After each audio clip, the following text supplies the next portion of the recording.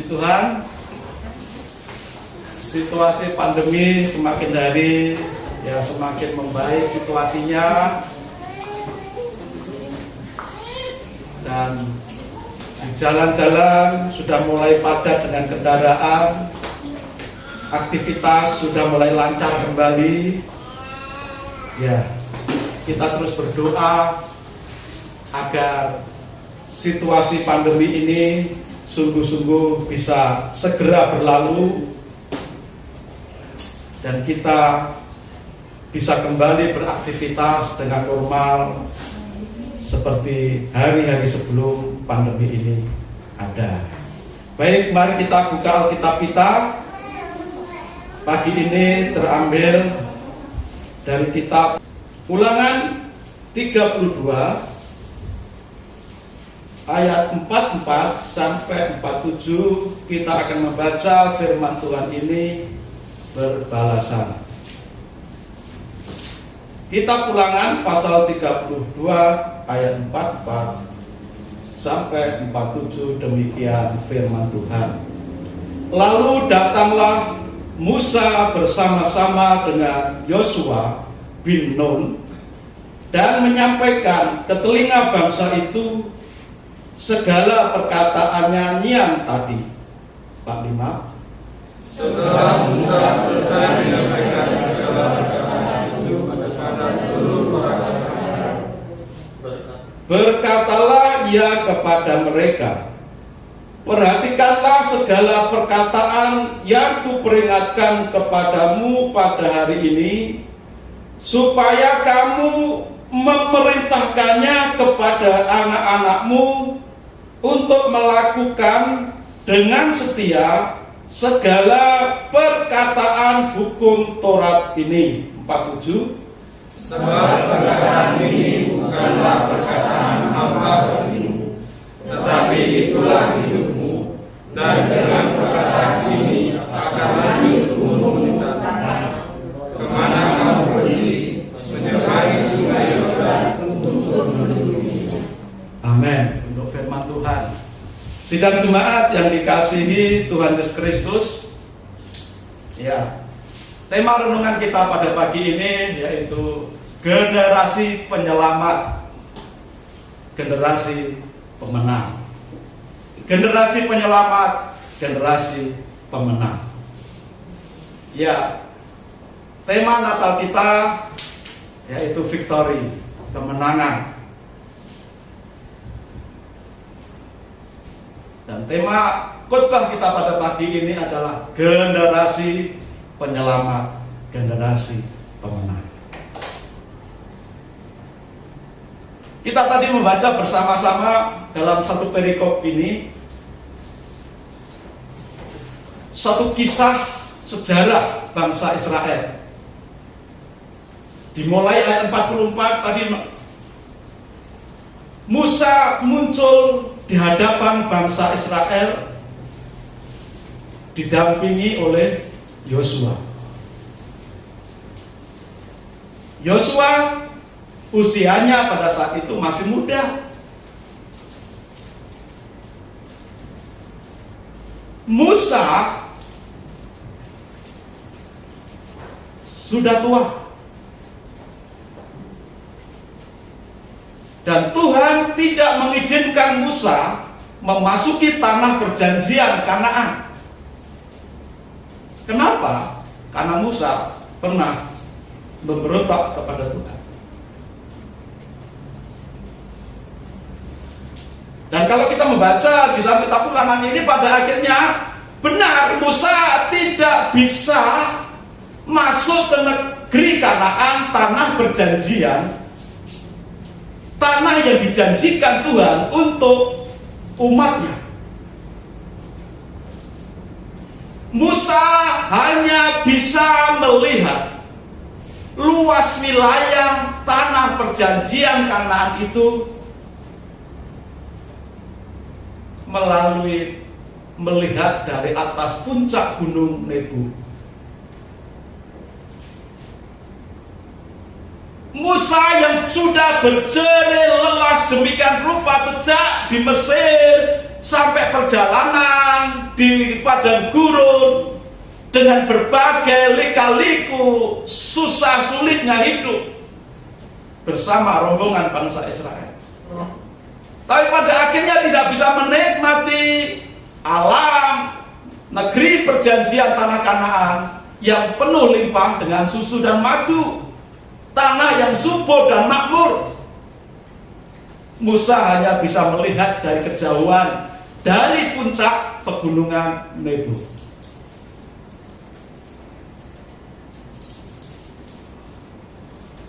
Sesuai tema kita pada pagi ini, generasi penyelamat, generasi pemenang.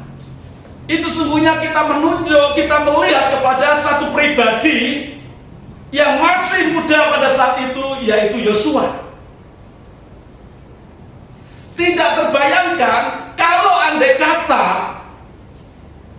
Musa yang sudah memimpin bangsa Israel keluar dari perbudakan Mesir, lalu melewati ganasnya padang gurun selama sekian puluh tahun, lalu Musa mati tanpa ada pemimpin yang menggantikannya.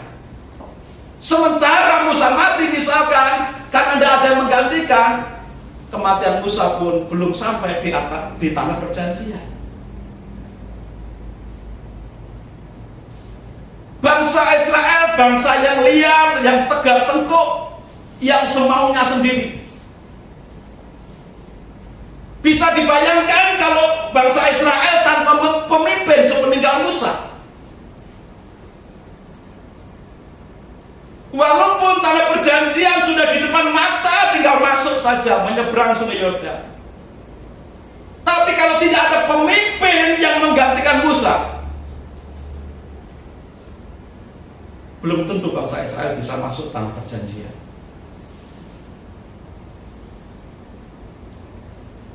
Tetapi Tuhan sudah menyiapkan Yosua, anak muda yang dipakai Tuhan, yang dipilih oleh Tuhan, untuk pada akhirnya menggantikan Musa yang harus meninggal sebelum masuk tanah perjanjian.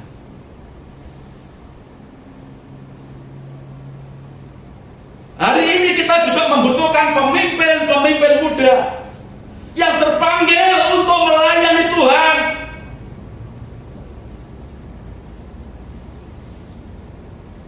Di sini yang paling muda dari penatua Pak Agus, 1 tahun lagi lebih tua Pak Slamet, sekian tahun lebih tua lagi Pak Yoyo, yang jauh lebih tua dari Pak Yoyo Pak Surdi, Mbah Surdi, bisa dipanggil Mbah, karena sudah sepuh, sudah punya cucu. Kalau kami yang tua-tua ini nanti dipanggil Tuhan, maka harus ada pengganti yang masih muda-muda ini. Harus siap dipakai oleh Tuhan. Harus siap melayani Tuhan, menggantikan kami yang sudah pada saatnya. Kalau Pak Slamet hari tahun ini 50, paling tidak lama lagi lah.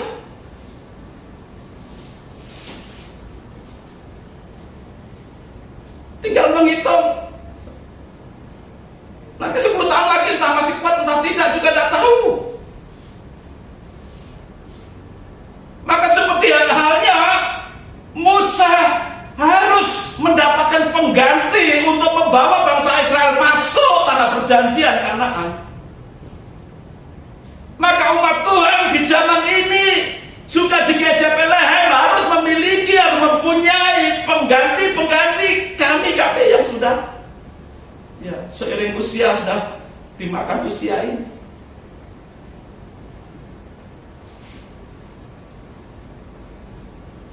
Kalau Tuhan sudah mempersiapkan Yosua melanjutkan estafet kepemimpinan Musa, walaupun masih muda, tapi rupanya Tuhan pilih untuk memimpin bangsa Israel sampai masuk tanah perjanjian Kanaan. Maka hari ini kaum muda semua di tempat berjiwa muda. Jangan merasa tidak bisa, tidak mampu. Masalahnya adalah mau atau tidak mau dipakai oleh Tuhan. Natal kita pada tahun ini panitianya dipegang anak-anak muda. Pak Yoyo sudah tidak ngambil bagian, paling nanti jadi soundman. Pak Slamet pun tidak masuk di grup WA panitia. Melatih anak-anak muda untuk bisa mandiri berkomunikasi sesama tim panitia. Harus belajar bisa memikul tanggung jawab ini. Nah, tentu yang kita yang tua-tua juga mengawasi, melihat, mensupport apa yang dibutuhkan dari panitia yang ada. Maka kembali ke firman Tuhan tadi, harus disiapkan pengganti, calon pengganti kami-kami yang sudah dimakan usia ini, seperti hanya Tuhan menyiapkan pengganti Musa, Yosua. Yosua bisa dibilang generasi penyelamat bangsa Israel yang dipakai Tuhan menyelamatkan bangsa Israel untuk masuk tanah perjanjian Kanaan, menjadi umat pemenang. Maka hari ini anak-anak muda semua di tempat ini yang berjiwa muda, siapkan dirimu untuk menyelamatkan generasi ini, mau dipakai oleh Tuhan menjadi pemenang bagi generasi saat ini. Tapi Musa tidak begitu saja muncul begitu saja menggantikan Musa. Ada proses yang harus dijalani, ada kualifikasi, ada syarat-syarat yang harus dimiliki oleh seorang pemimpin pengganti Musa sebagai generasi penyelamat, generasi pemenang umatnya Tuhan. Hal-hal apa yang dimiliki Yosua yang bisa kita ambil pelajaran, yang bisa kita teladani supaya kita semua, ketika Pak Slamet, Pak Yoyo, Pak Surti sudah tidak mampu lagi melayani, kalian semua akan tampil menggantikan kami-kami ini. Semua ada masanya, tetapi tidak bisa ujuk-ujuk memimpin, menggantikan. Harus punya syarat-syarat tertentu, seperti hanya Yosua. Tidak muncul begitu saja, tapi dipersiapkan oleh Tuhan. Kita lihat apa yang dimiliki Yosua sehingga Yosua layak untuk menggantikan Musa. Yang pertama, ayat 44. Lalu datanglah Musa bersama-sama dengan Yosua bin Nun dan menyampaikan ke telinga bangsa itu segala nyanyian tadi, nyanyian di ayat di atasnya. Dan Musa menyampaikan bukan hanya nyanyian tapi juga hukum-hukum Tuhan yang harus didengar oleh bangsa Israel sebelum Musa dipanggil Tuhan. Kita perhatikan Musa bersama-sama dengan Yosua bin Nun menyampaikan di telinga bangsa itu. Yang disampaikan apa? Nyanyian Musa mengenai firman Tuhan, mengenai keajaiban Tuhan, mengenai kasih sayang Tuhan. Yang disampaikan Musa kepada bangsa Israel apa? Mengenai hukum-hukum Tuhan dan aturan-aturan Tuhan. Dan itu disampaikan tidak sendiri, tapi didampingi oleh Yosua.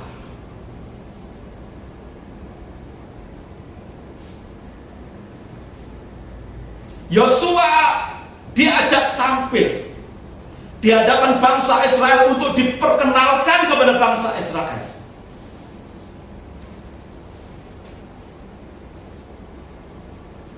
Baru-baru ini ketika Pak Jokowi mau ke luar negeri menghadiri KTT G20, yang mengantarkan itu salah satunya ya, Pak Andika Perkasa ya. Bagi beberapa pengamat ini aneh.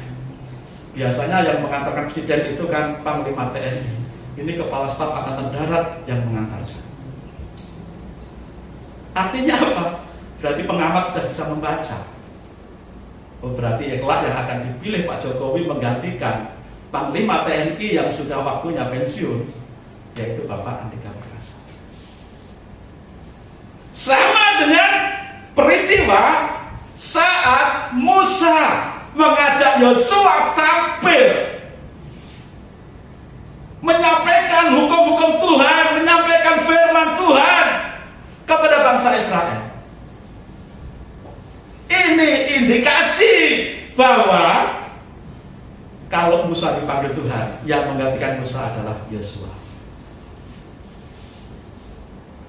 Kenapa tidak yang lain? Yang lebih senior dari Yosua kan ada. Bukan masalah senioritasnya, tapi kapasitasnya di hadapan Tuhan.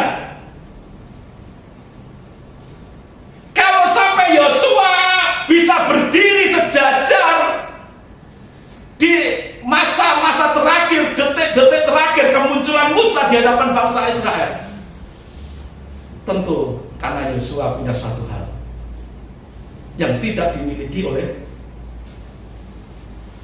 orang lain di bangsa Israel. Apa itu? Iman Yosua yang tangguh. Yosua begitu beriman, begitu percaya kepada Tuhan yang dia percaya, yang dia sembah. Iman yang seperti yang dimiliki oleh Yosua ini tidak dimiliki oleh orang lain di bangsa Israel pada saat itu.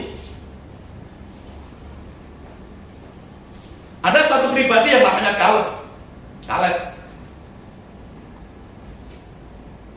Tapi Tuhan lebih memilih Yosua untuk menggantikan Musa. Berarti di sini memang Yosua memiliki nilai lebih di pandangan Tuhan. Iman yang melebihi orang-orang sebangsanya.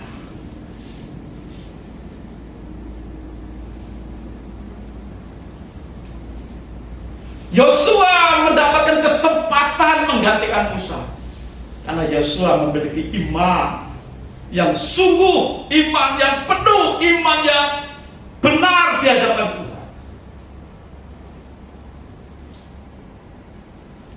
Di dalam kitab Bilangan pasal 14 kita bisa melihat di sana. Bilangan 14 ayat 6 dan 9. Bilangan 14 ayat 6 dan 9. Tetapi Yosua bin Nun dan Kaleb bin Yefun yang termasuk orang-orang yang telah mengintai negeri itu mengoyakkan pakaiannya dan berkata kepada segenap umat Israel, negeri yang kami lalui untuk diintai itu adalah luar biasa baiknya. Ayat 8. Jika Tuhan berkenan kepada kita, maka Ia akan membawa kita masuk ke negeri itu dan akan memberikannya kepada kita, suatu negeri yang berlimpah-limpah susu dan madunya. Ayat 9.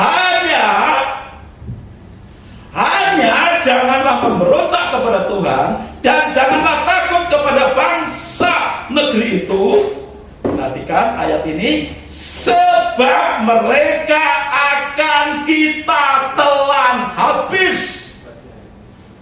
Yang melindungi mereka sudah meninggalkan mereka, sedangkan Tuhan menyertai kita. Janganlah takut kepada mereka. Yosua memiliki iman yang tidak dimiliki orang-orang Israel. Tingkat iman yang begitu luar biasa. Ada 12 pengintai. Satu pengintai mewakili satu suku Israel. Tapi dari 12 suku yang diwakili oleh 12 pengintai, sepulang dari mengintai tanah Kanaan, kembali laporan ke Musa. Yang 10 berkata, memang benar negeri Kanaan itu berlimpah susu dan madu.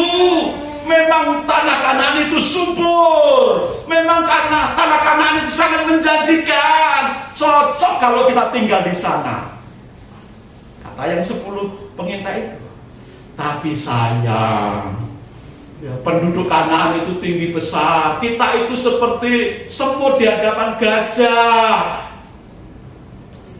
Badannya tinggi besar, alat perangnya, senjatanya besar-besar, jarinya yang kanan 6, yang kiri 6. Jadi jari kaki, jari tangan ada 24 semuanya. Memang betul kata mereka dalam laporan. Tanah Kanaan itu luar biasa, tidak ada bandingnya. Suburnya, makmurnya. Tapi penghuninya yang harus dikalahkan adalah raksasa-raksasa, keturunan raksasa. Kita tidak mungkin bisa mengalahkan mereka, kata 10 pengintai. Tapi 2 pengintai yang bernama Yosua dan Kaleb menyatakan imannya yang luar biasa. Dan Yosua berkata, terutama kita baca tadi di dalam ayat 9, mereka akan kita telan habis. Tuhan menyertai kita, janganlah takut pada mereka.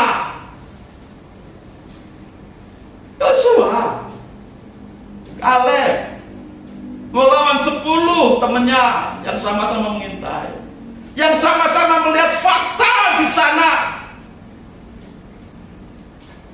Yang 10 tidak punya iman untuk mengalahkan.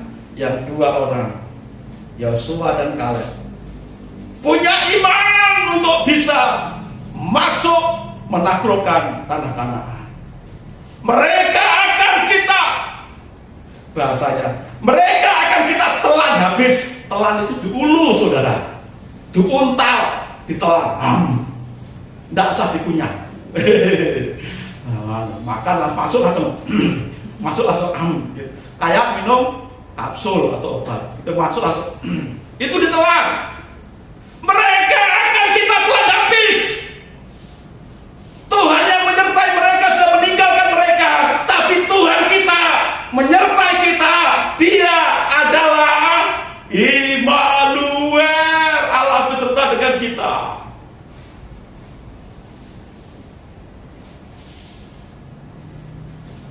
Iman Yosua yang begitu berisi, iman Yosua yang begitu luar biasa. Ini yang menarik hati Tuhan untuk mengambil Yosua menggantikan Musa. Pemimpin rohani, pemimpin bangsa umatnya Tuhan harus dipimpin oleh orang-orang yang punya iman yang tangguh, iman yang besar, iman yang kuat.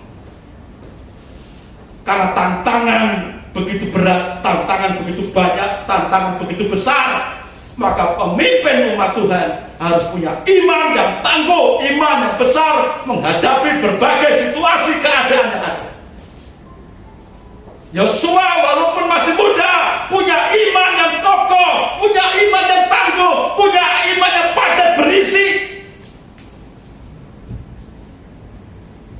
Semua fakta yang dilihat oleh mata, begitu besar orang-orang di sana, begitu luar biasa orang-orang di sana. Tapi fakta yang dilihat oleh mata itu dikalahkan oleh mata iman, mata rohani yang dimiliki oleh Yosua. Kenapa? Karena dia percaya kepada Tuhan yang dia sembah, yang tidak terkalahkan. Maka anak-anak muda, semua yang ada di sini, semua tanpa kecuali, milikilah iman yang besar. Karena kalian akan meneruskan perjuangan kami-kami yang pada saatnya akan dipanggil Tuhan. Milikilah iman yang tangguh. Jangan iman tempe, yang gampang berubah. Delay direbus, kasih lagi, nanti malam jadi tempe. 2 hari 3 hari jadi tempe bosok. Ya, benar.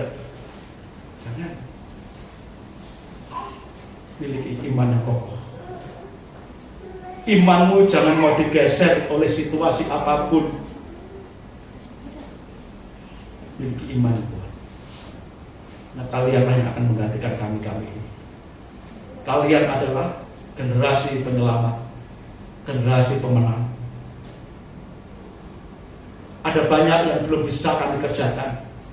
Di tangan kalian semua yang akan meneruskan perjuangan kami, menyelamatkan dunia ini supaya tidak tenggelam di dalam dosa.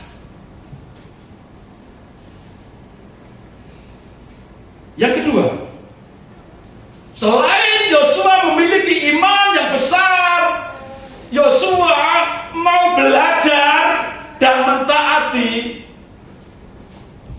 firman Tuhan. Ayat 46. Berkatalah ia kepada mereka, kepada orang Israel, perhatikanlah segala perkataan yang kuperingatkan kepadamu pada hari ini, supaya kamu memerintahkannya kepada anak-anakmu untuk melakukan dengan setia segala perkataan hukum Taurat ini. Saat Musa dan Yosua menyampaikan firman Tuhan agar bangsa Israel memerintahkan anak-anaknya untuk melakukan dengan setia hukum-hukum Tuhan, Yosua tentu sudah terlebih dulu mengalami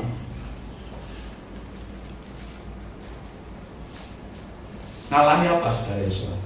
Belajar kepada para seniornya. Yosua pasti belajar dari Musa. Yosua pasti belajar dari Harun. Yosua pasti belajar dari senior-senior yang lain di bangsa Israel mengenai kehidupan iman.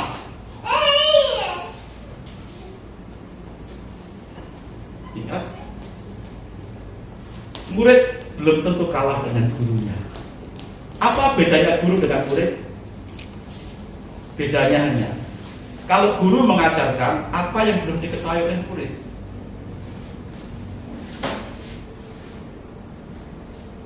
Guru menangnya hanya lebih dulu belajar satu bidang tertentu, satu mata pelajaran tertentu, sementara murid yang diajar belum belajar, maka dia mendengarkan dari apa yang pernah dia pelajari lebih dulu.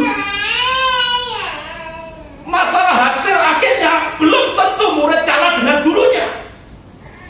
Dan itu yang terjadi dengan Musa dan Yosua. Yosua belajar kepada Musa, Harun, dan senior-senior yang lain. Tapi rupanya imannya Yosua tidak kalah dibandingkan imannya Musa. Imannya Yosua tidak kalah dibandingkan imannya Harun. Walaupun toh Harun itu orang Lewi, keturunan imam.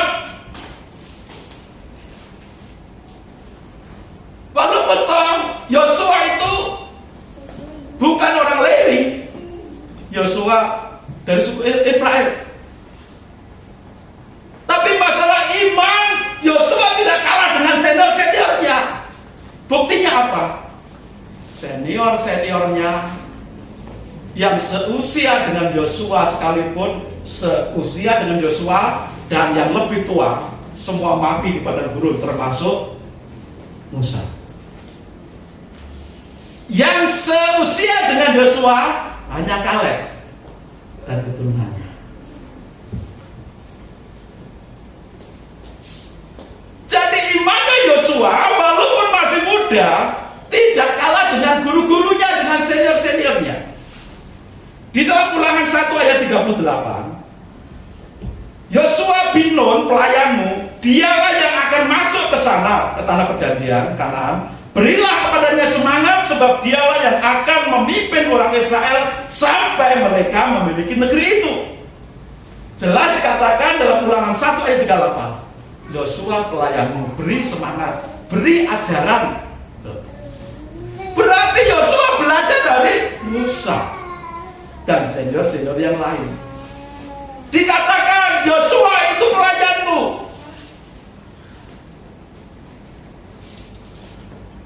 Jangan gambarkan pelayan seperti pelayan di sini.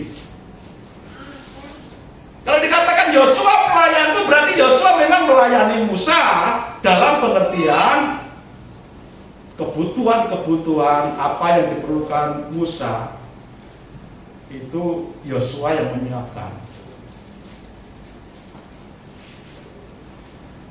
Tapi selain itu Yosua sebenarnya adalah seperti murid, hubungannya dengan guru, dengan Musa. Yosua banyak belajar dari Musa. Musa banyak memberi pelajaran semangat kepada Yosua. Berarti di sini Yosua selain punya iman besar, iman yang tangguh, Yosua mau belajar kepada yang lebih senior. Mau belajar dan mau diajar. Mengenai apa? Ketaatan kepada Tuhan. Ketaatan kepada firman Tuhan. Maka selanjutnya Yosua mengajarkan perintah Tuhan itu. Semua yang kuajarkan pada hari ini, perintahkan kepada anak-anakmu untuk setia melakukan firman. Yang pada selanjutnya ketika Yosua memimpin bangsa Israel, Yosua mengajarkan perintah Tuhan itu kepada anak-anak cucu-cucunya. Ingat, ini kata perintah. Memerintahkan kepada anak-anak, bukan menghimbau. Jadi kalau kita sebagai orang tua memerintahkan anak kita baca Alkitab, pergi ke gereja, kita mengikuti firman Tuhan, memerintah. Kadang anak-anak tidak tahu kalau tidak diperintah lebih dulu. Bukan berarti enggak, itu artinya menghimbau. Ya, nah kalau mau ke gereja, di gereja, kalau enggak, tidur ya tidur. Apa seperti itu? Nah kalau ada waktu baca Alkitab, kalau enggak ya enggak apa-apa. Apa seperti itu? Kalimatnya jelas. Supaya Yosua dan seluruh umat Israel memerintahkan anak-anaknya untuk dengan setia melakukan firman. Yosua sudah belajar dari Musa untuk mentaati melakukan firman. Belajar dari siapa? Dari Musa. Musa pernah satu kali gagal sehingga tidak boleh masuk ke tanah Kanaan. Disuruh ngomong saja kepada batu, maka batu akan keluar airnya. Dipukul sama Musa. Berarti Musa satu kali tidak taat, dihukum oleh Tuhan, tidak boleh masuk tanah perjanjian. Maka belajar dari situ, Yosua belajar ketaatan penuh dari pengalaman kegagalan Musa dalam beriman, dalam mentaati. Maka selanjutnya Yosua mengajarkan, memerintahkan kepada anak-anaknya, bukan menghimbau. Waktunya ibadah keras, makanya orang Israel itu keras kepada anak-anaknya. Kalau sekarang kena HAM sudah keras. Hak-haknya anak itu untuk beragama. Kita coba belajar dari teman-teman saudara-saudara kita yang lain. Mereka memerintahkan, ayo sana, waktunya ibadah. Perintah. Kita seringkali orang Kristen kan kasih katanya, ya kalau longgar aja ke gereja. Kalau sibuk ya tidak usah lah. Nanti kalau tidak ada kerjaan aja ke gereja. Ke gereja kalau longgar.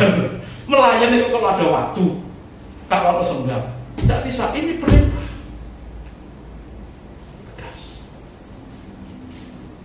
Yosua belajar taat dari Musa yang pernah gagal dalam hal ketaatan.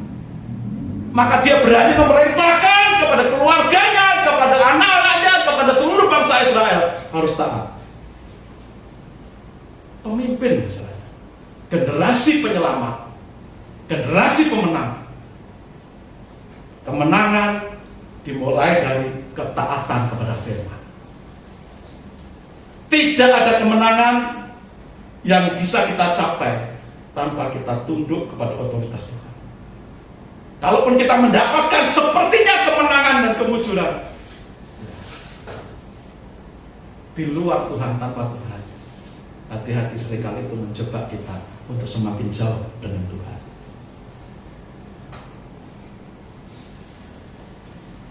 Itu sebabnya bukan hanya Yosua, saudara, yang nyantrik ibaratnya jadi belajar dari Musa. Dalam 1 Korintus 11 ayat 1, 1 Korintus 11 ayat 1, ini firman Tuhan melalui Rasul Paulus kepada jemaat Tuhan di Korintus. 1 Korintus 11 ayat 1. Jadilah pengikutku sama seperti aku juga menjadi pengikut Kristus. Jadilah pengikutku. Rasul Paulus menyampaikan hal ini kepada jemaat Tuhan di kota Korintus. Jadilah pengikutku sama seperti aku menjadi pengikutnya Kristus Yesus. Pertama kali Paulus percaya kepada Tuhan Yesus, lalu menjadi pengikutnya Yesus, meniru kehidupan Yesus, meneladani kehidupan Yesus, belajar dari Tuhan Yesus. Maka apa yang dia dapatkan dari meneladani Yesus, belajar dari kehidupan Yesus, maka dia mengatakan kepada jemaat di Korintus, jadilah pengikutku seperti aku jadi pengikutnya Kristus.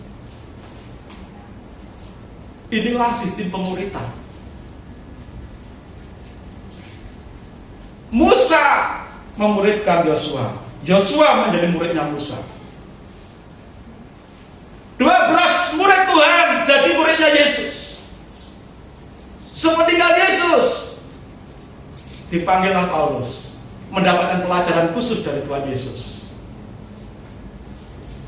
Musa jadi pengikutnya Yesus, meneladani kehidupan Yesus.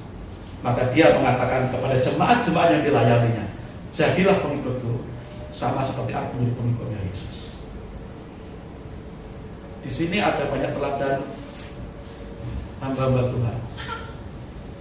Maka jangan ragu, jangan takut, jangan malu bertanya pengalaman hidup Pak Surdi, Mbah Surdi ketika pertama kali percaya Tuhan Yesus.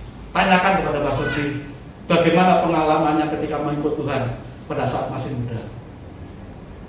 Tinggalkan keluarga, ya Mbah ya, untuk melayani Tuhan. Bagi orang lain mungkin, Pak Surdi tidak tanggung jawab, masa keluarganya dibiarkan keleleran. Menderita nggak tuh? Menderita.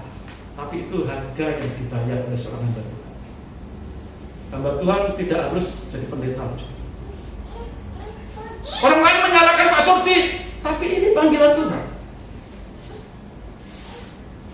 Tapi selang sekian tahun, kelihatan nggak hasilnya Pak? Ketaatan pada Tuhan. Kesaksian Pak Surdi begitu luar biasa. Saat cinta mula-mula pada Tuhan, semua ditinggalkan untuk Tuhan, belajar melayani Tuhan.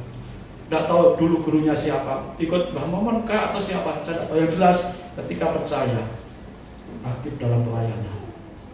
Orang lain menyalahkan, salah itu, tapi itulah panggilan Tuhan secara pribadi. Selalu ada pemeliharaan Tuhan, selalu ada kekuatan dari Tuhan, dan firman Tuhan katakan, jerih payahmu dalam persekutuan dengan Tuhan tidak akan sia-sia. Tuhan akan balas. Sudah dibalas belum Pak sama Tuhan Yesus? Harga yang harus dibayar untuk melayani Tuhan pasti dibayar oleh Tuhan. Yang lain bisa tanya ke Mbak Surdi, datang sendiri ke warungnya sana, pasti nanti dapat kopi, dapat teh, sambil ngobrol tentang ya iman beliau. Seperti Yosua belajar kepada Musa, seperti orang Korintus diajak belajar kepada Paulus, seperti Paulus yang sudah belajar kepada saudara Yesus. Sudah juga bisa tanya kepada Pak Yoyo. Mungkin sering-sering kedengaran, ya Pak Yoyo kan orangnya kaya, makanya pekerjaannya sudah mapan, maka bisa tinggalkan semuanya untuk pelayanan, kapan saja dipanggil siap melayani. Kan pekerjaannya sudah bisa jalan sendiri. Ada orang-orang yang nangani. Nggak tahu sejarahnya. Gitu saudara. Yang bilang begitu nggak tahu sejarahnya. Sekian tahun yang lalu, saya buka rasanya Pak Yoyo juga. Supaya apa? Semua bisa belajar bagaimana kita harus melayani Tuhan. Ada harga yang dibayar. Pernah satu masa Pak Yoyo sampai jualan itu loh, CD player. Ini tanpa izin, tanpa permisi. Buka rahasianya Pak Yoyo. Mungkin Mbak Tip juga tahu, karena sampai aku juga keliling gitu. Dulu, jangan lihat yang sekarang. Dalam masa-masa sulit secara ekonomi pun Pak Yoyo siap setiap kapan saja melayani Tuhan.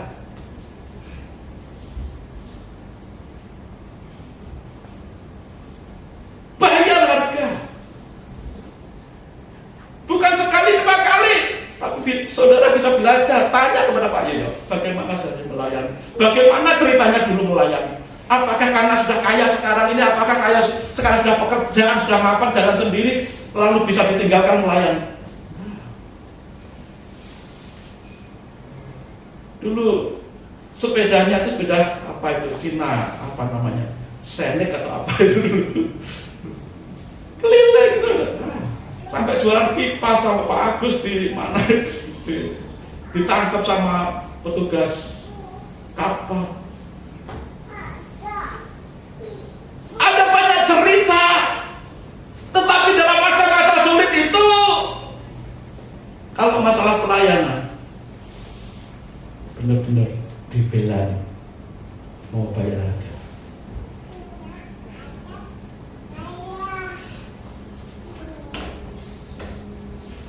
Tahun-tahun 2002, 2000 berapa, saya masih di rumah doa di Bukit. Setiap kali ada Natal, setiap kali ada acara Senin Ceria, minta tolong Pak Yoyo, Pak Yoyo ayo bantu musik. Padahal harus ngelesi, padahal harus mungkin ada tanggapan, ya dicarikan orang lain untuk menggantikan. Kalau muridnya bisa diundur waktunya, dipindah waktunya, di telepon. Ada harga yang harus dibayar ketika melayani Tuhan, dan Pak Yoyo pasti belajar, entah siapa gurunya, seniornya. Mungkin belajar dari Mas Gatot, mungkin belajar dari pendeta-pendeta yang lalu di Malang, saya tidak tahu secara persis. Tapi Pak Yoyo pasti pernah belajar dari satu pribadi, seorang hamba Tuhan, bagaimana seharusnya melayani Tuhan. Melayani Tuhan berani bayar harga. Lah Yosua bayar harga apa?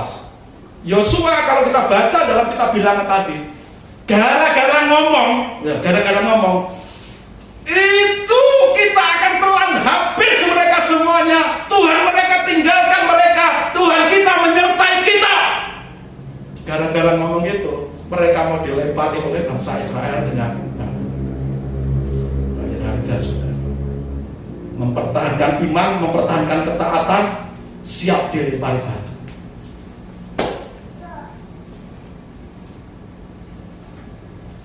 Jadi kalau kita belajar kepada yang lebih senior, seperti kita melihat contoh Yosua belajar kepada Musa mengenai ketaatan, mengenai pelayanan. Orang-orang Korintus dan jemaat-jemaat yang lain belajar dari cara mengikut Tuhan, cara melayani Tuhan. Melayani Tuhan bayar harga. Kalau kita ingin dan mau bertekad menjadi pemenang, menjadi generasi penyelamat, harus siap belajar dan diajar. Harus siap belajar dari Tuhan, mentaati firman Tuhan. Tentu kadang-kadang kita tidak bisa langsung membaca Alkitab, langsung perlu kita dijabarkan melalui pengalaman hidup para senior kita. Tanyalah, dekati mereka, bertanya mengenai kehidupannya, mengikut Tuhan. Tanya kehidupan mereka dalam melayani Tuhan. Semuanya pasti berharga. Tapi sekali lagi, ketika kita mau bayar harga dalam melayani Tuhan, Tuhan tidak akan berpangku tangan. Air mata diubah jadi permata. Tuhan tahu seberapa kita bayar harga pelayanan. Tuhan akan bayar lunas. Pak Agus, sudah bisa tanya Pak Agus, bagaimana kesaksian di dalam melayani Tuhan? Banyak kan? Semua yang mau melayani Tuhan harus siap bayar harga. Bersiko apa? Demi melayani Tuhan. Yosua mau bayar harga.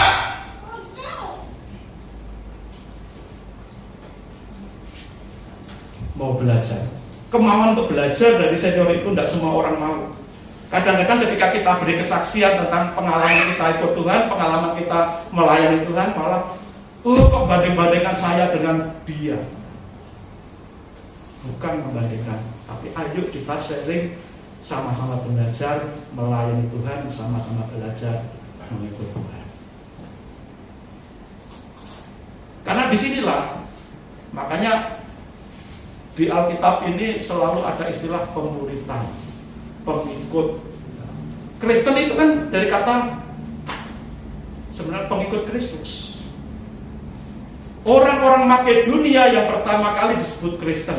Kenapa? Karena dia hidup seperti Kristus hidup. Karena orang Makedonia hidup mengikuti cara hidup Kristus. Demikian juga Rasul Paulus. Ketika dia mengatakan, jadilah pengikutku sama seperti aku jadi pengikut Kristus. Di mana-mana dia menyatakan itu kepada jemaat-jemaat. Itu sebenarnya dalam satu timnya juga, tim pelayanan Paulus, rata-rata pekerja. Paulus, di sisi Paulus ada Aquila Priscilla. Paulus tukang kemah, Aquila Priscilla tukang kemah juga. Selain Aquila Priscilla, ada Lukas. Dia adalah seorang dokter, tabib. Pekerja juga, tapi melayani Tuhan juga. Belajar dari Lukas, belajar dari Paulus juga. Menyupport Paulus dalam hal kesehatan, belajar dari Paulus dalam hal pelayanan dan mengikut Tuhan, dan dia juga akhirnya bisa melayani. Sehingga menulis Injil Lukas. Pakai Tuhan menulis Injil Lukas. Dan teman-teman supaya Paulus juga pekerja yang tangguh. Maka tidak salah kalau Paulus menyatakan, jadilah pengikutku sama seperti aku jadi pengikutnya Yesus. Yesus juga pekerja yang tangguh. Dia anaknya tukang kayu, pasti bisa tukang kayu. Dia tidak akan membiarkan bapaknya Yusuf itu bekerja sendiri. Pasti tradisi orang Yahudi adalah anak itu tunduk kepada orang tua, hormat kepada orang tua. Rasa tunduk dan hormat kepada orang tua itu ditunjukkan dengan membantu pekerjaan orang tua. Maka Yesus juga sebenarnya pekerja yang tangguh.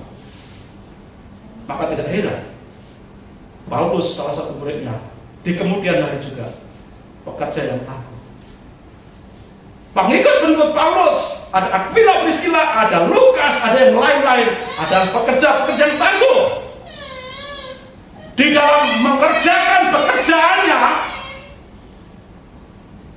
dia tidak pernah meninggalkan Tuhan. Dalam mengerjakan pekerjaannya, demi pekerjaan, dia tidak meninggalkan Tuhan. Walaupun pekerjaan yang ditekuni oleh Paulus, Aquila Priscilla, itu untuk menyupport pekerjaan, untuk pelayanan.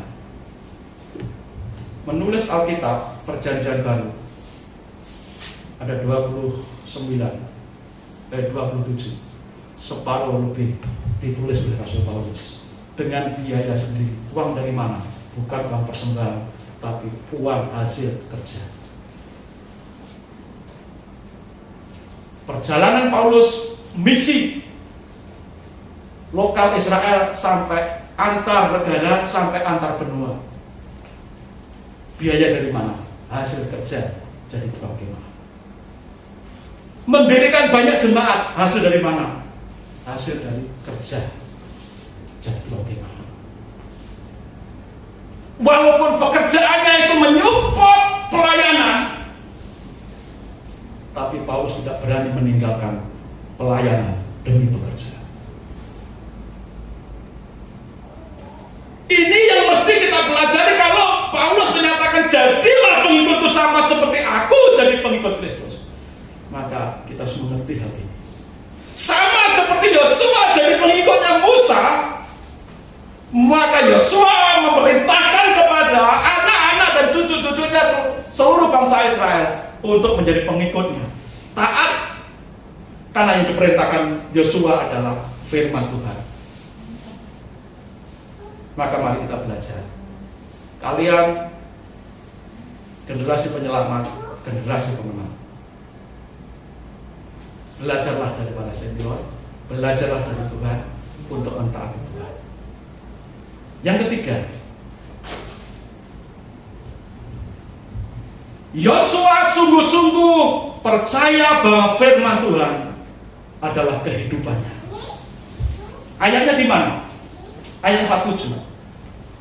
Sebab perkataan ini bukanlah perkataan hampa bagimu, tetapi itulah hidupmu. Dan dengan perkataan ini akan lanjut umurmu di tanah ini kemana kamu pergi, menyeberangi sungai Yordan untuk mendudukinya. Hukum ini, hukum Taurat ini, firman Tuhan ini adalah hidupmu. Yosua percaya penuh firman Tuhan adalah mati dan hidupnya. Ketika Yosua mentaati firman, Yosua akan panjang umur, diberkati, disertai oleh Tuhan, penuh dengan kemenangan.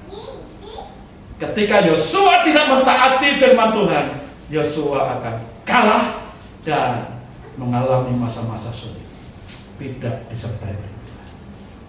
Maka dikatakan perkataan ini bukanlah perkataan yang hampa bagimu, tetapi adalah hidupmu. Masih ingat ayat beberapa hari yang lalu dari ayat ini, tapi dalam versi bahasa Indonesia sehari-hari. Ada yang masih ingat di WA?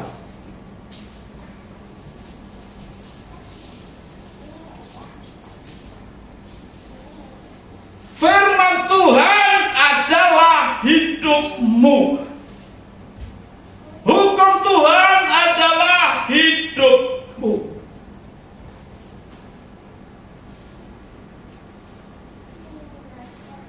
Yosua percaya firman Tuhan dan mentaati firman Tuhan, maka kehidupan Yosua ketika menerima tongkat kepemimpinan dari Musa, Yosua berhasil masuk negeri Kanaan, menaklukkannya, memimpin bangsa Israel, memerintah bangsa Israel masuk tanah perjanjian.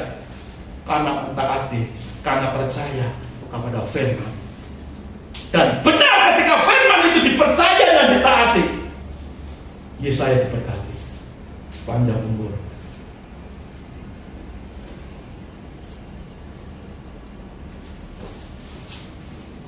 Kita juga ketika kita mau melayani Tuhan harus percaya kebenaran firman Tuhan full. Firman Tuhan adalah kehidupanmu. Engkau diberkati atau tidak berkati, bergantung percaya atau tidak firman Tuhan.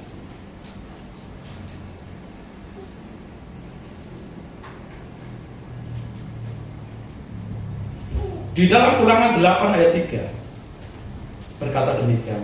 Jadi Tuhan merendahkan hatimu, membiarkan engkau lapar dan memberi engkau makan mana yang tidak kau kenal dan yang juga tidak dikenal oleh nenek moyangmu, untuk membuat engkau mengerti bahwa manusia hidup bukan dari roti saja, tetapi manusia hidup dari segala yang diucapkan Tuhan. Manusia hidup bukan dari roti saja, tetapi dari setiap firman Tuhan yang diucapkan Tuhan. Maka kita harus percaya. Ketika kita percaya firman Tuhan, mentaati firman Tuhan, kehidupan menjadi bagian kita, menjadi milik kita. Saudara bisa makan sekenyang-kenyangnya, tapi itu untuk kebutuhan fisikmu saja, jasmani saja. Tapi kekuatan sebenarnya dalam hidupmu, kekuatan rohanimu,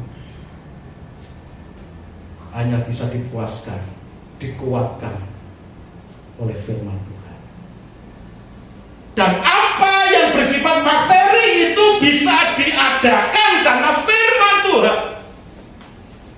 Allah yang bisa menghidupkan orang mati, Allah juga melalui firman-Nya bukan hanya menghidupkan orang mati, tapi melalui firman Tuhan, apa yang tidak ada menjadi ada.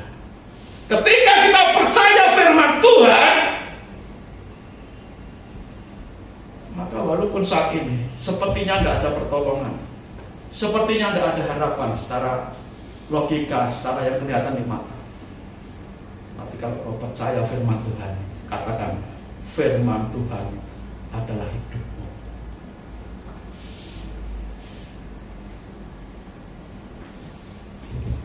Apa yang tidak ada, yang tidak kelihatan, bisa ada karena firman Tuhan.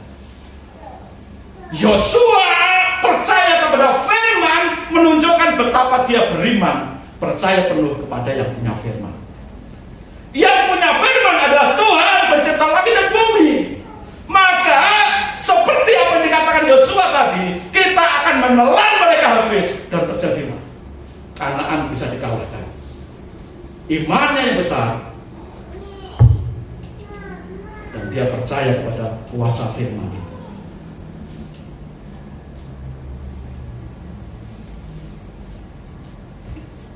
Di dalam Mazmur pasal 1 ayat 2 dan 3.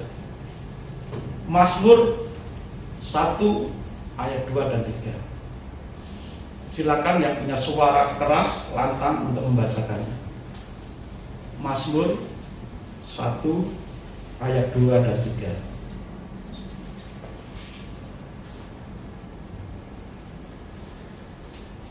Mbak Etik minta tolong. Mazmur 1 Ayat 2 dan 3. Demikian firman Tuhan. Tetapi yang kesukaannya ialah Taurat Tuhan, dan yang merenungkan Taurat itu siang dan malam. Ayat 3. Ia seperti pohon yang ditanam di tepi aliran air, yang menghasilkan buahnya pada musimnya, dan yang tidak lain daunnya, apa saja yang diperbuatnya berhasil. Inilah yang dimaksud dengan firman itu adalah hidupmu. Firman adalah hidupmu, firman adalah kehidupanmu. Ketika kita menyukai firman, merenungkan firman Tuhan, maka kita seperti pohon yang tertanam di tepi aliran air,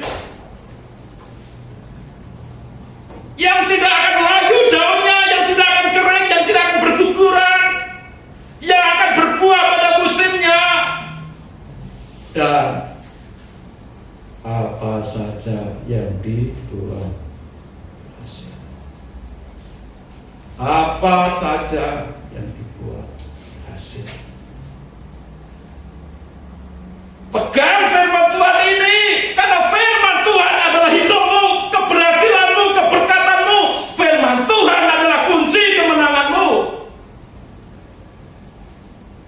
Yosua menang Yosua menjadi penyelamat bangsanya.